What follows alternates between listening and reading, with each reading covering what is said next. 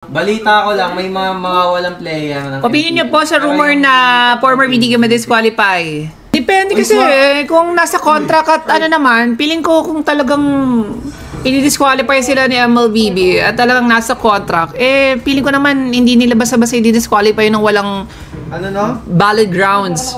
Kung hindi nila madadaan sa legalities talaga na, based on ganito, ganyan, kaya disqualified kayo. Nag-opportunity kasi si Hun ginrab niya lang. Ewan ko. Kasi parang nasa ganyang sitwasyon din kami before. Mainit tong chismis na to Lapitin talaga si Mobasin. Pero si Mondon kasi may rules talaga sila na na you can not ever play any games aside Mobile Legends. As in, ganun sila ka-strict. And feeling ko aware ang mga pro teams doon, tsaka mga pro players na bawal ka talagang maglaro ng kahit anong game. Bawal kang makitang mag-stream na naglalaro kahit Roblox. Nasa list yun, Roblox, kahit Valorant. Alam mo, kahit hindi mobile related, bawal mong laruin. Ganun ka-strict si Monton pagdating sa ibang games.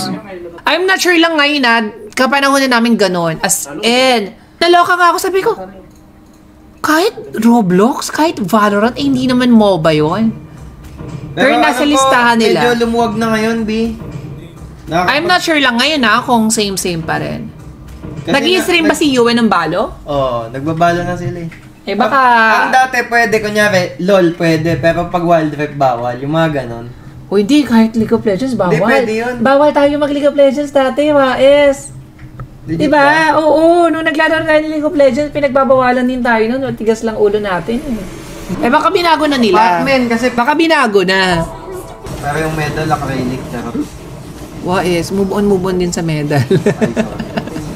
Kala mo, ako nag-champion no?